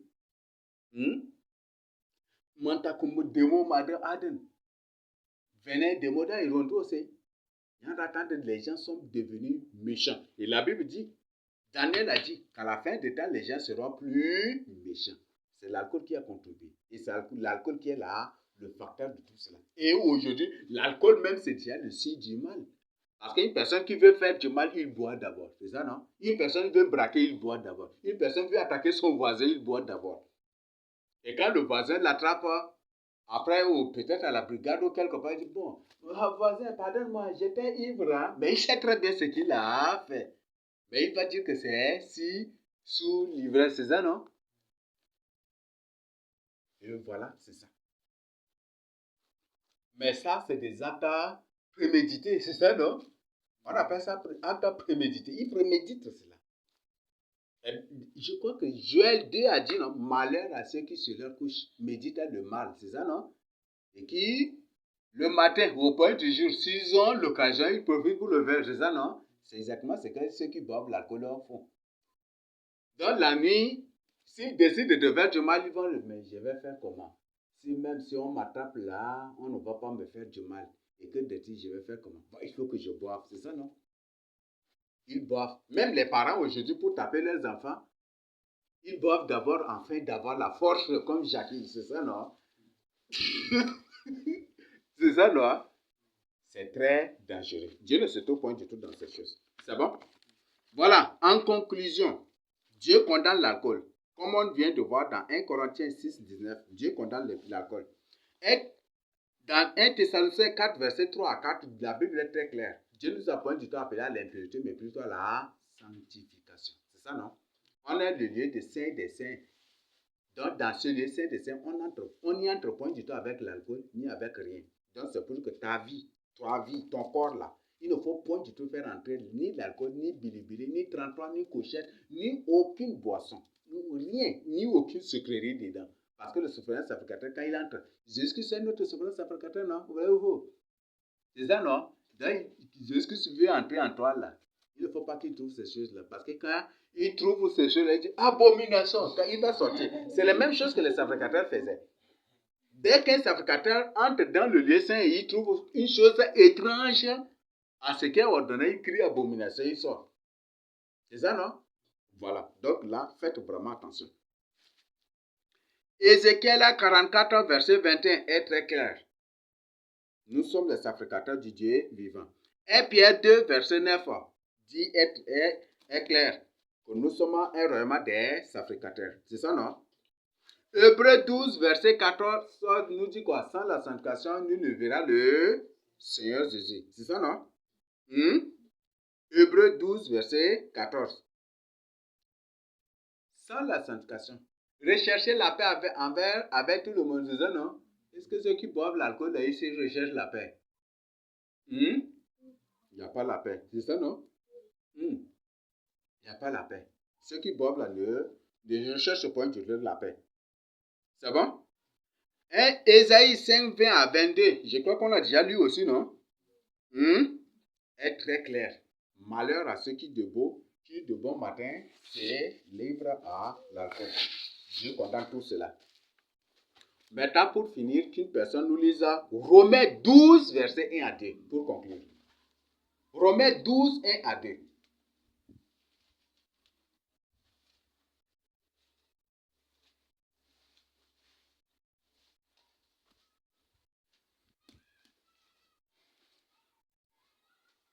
Romains 12. 1 à 2. 1 à 2. Je vous exhorte donc, frères, par les compassions de Dieu, ceux qui boivent la dia compassion de c'est des gens perdus. Et c'est des gens pour lesquels, et à cause desquels le Seigneur a de pleurer jour et nuit. Oui. à offrir vos corps comme un sacrifice vivant. À offrir vos corps comme un sacrifice vivant. Les sacrifices dans la Bible, là, on offre avec le vin aussi. Le sacrificateur, quand il offre les animaux en sacrifice, là, il verse le vin aussi dedans. Il verse tangaousse, boulibili, les 33, les coca, les galas, il verse dedans aussi. Les bodos, les trucs là, est-ce qu'il verse dedans? C'est pour que Dieu condamne l'alcool, non? Les gens lisent, mais ils ne comprennent point du tout cela. C'est ça, non? Nous continuons. Agréable à Dieu. Agréable à Dieu. Ce qui sera de votre part un culte raisonnable. Donc, ceux qui ne boivent pas de l'alcool offrent un culte raisonnable à Dieu. C'est ça, non? Parce que dans aucun sacrifice, il n'y a aucun sacrifice que Dieu a recommandé qu'en offrant l'animal en sacrifice, en brûlant l'animal, on verse de l'alcool dessus. Ça n'existe pas. Ça n'existe pas, c'est ça, non? Jamais du tout. Ça n'existe pas. Je crois que c'est clair là. Donc, on nous demande de nous offrir un sacrifice vivant. Là, c'est clair que nous ne devons pas nous offrir avec l'alcool, c'est ça, non? Voilà. Si toi, tu t'offres avec l'alcool, tu es une abomination devant Dieu. Oui, nous continuons. Ne vous conformez pas au siècle. Ne vous conformez pas au siècle présent. Ne vous conformez pas aux prêtres catholiques. Ne vous conformez pas aux catholiques. Ne vous conformez pas au Vatican. Est-ce qu'on se comprend? Ne vous conformez pas aux coutumiers. Parce que tout ce qui se passe dans les coutumes, c'est toujours accompagné de l'alcool. Tout ce qui se passe dans le catéchisme, c'est toujours accompagné de l'alcool. C'est ça, non? Toi qui es enfant de Dieu, ne te conforme pas à ces gens-là. Mais soyez transformés. Transformés. Par le renouvellement de l'intelligence, afin que vous discerniez quelle est la volonté de Dieu, ce qui est bon, agréable et parfait. Une personne qui boit, est-ce qu'il peut avoir l'esprit de discernement? Ça n'existe pas, c'est ça, non? Donc là, la Bible est très claire. Nous ne devons point du tout boire. Tu ne dois point du tout boire, ni goûter même. Donc si ton voisin ou ta voisine fait cale, et il te demande, voisin, viens goûter un peu. Jérémie, viens goûter un peu là. Dis, moi, je ne goûte pas. Il dit, non, Dieu ne condamne pas l'alcool. Dis-lui, dans le lieu saint des saints, on n'entre pas avec l'alcool. Et dans le lieu saint des saints, ça ne se trouve ni dans le lieu saint, ni dans le lieu saint des saints, on y trouve de l'alcool. Dieu condamne, on n'entre pas du tout, on n'arrange pas du tout l'alcool là. Et mon corps est le temple du Saint-Esprit. Et tous ceux qui disent cela sont sous la malédiction. Si toi, tu ne te répands pas là, tu es déjà ennemi de Dieu. Et la colère de Dieu va te frapper un jour. Il faut le dire selon ça. Voilà ce que nous devons retenir. Je ne sais pas s'il y a des questions. Si tu dis à une personne, la personne veut seulement continuer par discuter, dis-lui, moi je t'ai déjà dit, va et tu me croiras obligatoirement un jour. Si je mens, Dieu va me frapper. Mais si je ne mens pas, Dieu va te punir pour que les autres sachent que je t'ai dit la vérité. C'est toi qui as refusé. Oui. Il n'y a pas de questions ou de compléments? Moi, j'ai déjà fini. C'est un rêve comme ça que, comparément à l'étude biblique, là, ça m'a fait aussi comprendre que même ceux qui prennent les pilules avec quand leur salive est en contact avec la calepasse, là, les sorciers peuvent aussi recueillir cela. Recueillir pour faire des choses avec. Donc, c'était un rêve que j'avais eu. Et dans le rêve, là, il y a un vendeur de thé ambulant. Il met dans les thermos là, les verres dans un seau avec l'eau et il marche avec. Donc, il y a une personne. Voilà, ces choses ambulantes-là, ne consommez pas, je vous en prie. Il n'y a pas la pauvreté, il n'y a pas la propriété là, c'est ça, non? Le thé ambulant, par exemple, le même verre, tu vois, la personne arrange là. Dès que l'autre finit, il met là.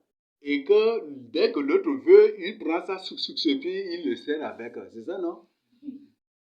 C'est les salives des gens que vous êtes en train de vous partager. D'ailleurs, même l'eau dans le bassin, même si c'est un assemblage, c'est un ensemble de salives des gens. Toi, enfant de Dieu, quand on était enfant, on dit un homme responsable. Un enfant qui veut devenir un homme responsable, c'est cet enfant-là qui mange tout chez lui. Toute femme qui veut devenir une femme, une fille qui veut devenir une femme, une fille responsable, doit tout manger chez elle. C'est que moi, j'aime pas les cafétérias. J'aime pas les cafétérias. Ça, j'aime pas les cafétérias. Et il m'est arrivé par contrainte que quand je pars dans les cafés, c'est juste la brûle, je prends et je pars. Mais évitez vraiment cela. Parce que l'eau qu'ils mettent là, c'est un ensemble de salive déjà. Même la brûle que vous mangez là. Le gobelet par lequel on vient de servir l'autre personne, on met dans l'eau là, on met sur l'eau, et puis on prend aussi pour te servir avec. Est-ce que c'est un... Bon, ça c'est rincé, ce n'est pas lavé, c'est ça non? En rinçant ici, est-ce que les salives sont parties? Et c'est combien de salives des gens qui se trouvent dans cette eau-là? Aujourd'hui, dis pour les gens que non, l'eau de Javel arrange tout, c'est faux. Et tu es en train de boire, manger des salives des gens. Peut-être c'est ça la cause de ton problème. Peut-être tu as avalé les salives de combien de démons, combien de venins de serpents, combien de venins des hommes et scorpions, combien de venins des sorciers, des démons. Leurs salives. Et c'est ça qui est en train de jouer sur toi. Évitez de manger. Nous, c'est une éducation qu'on nous a donnée. Et ça nous a fait beaucoup du bien. Ce qui fait que moi, prendre 200 francs pour manger haricots au cafétéria, c'est un gâchis pour moi. Je préfère même payer haricots là et puis payer voilà, le sel pour 25 francs et puis venir moi-même préparer à la maison. Et c'est bien. Et je trouve, et quand toi-même tu le fais, et si tu trouves en grande quantité que ce que tu manges au cafétéria, je trouve que c'est un système très économique pour moi. Alors, évitez de dilapider, de gaspiller de l'argent. Évitez de boire et de consommer les salives des gens. Parce qu'il n'y a pas la propreté dans ce lieu, vous le savez très bien. Et ce qui fait que les maladies se propagent facilement.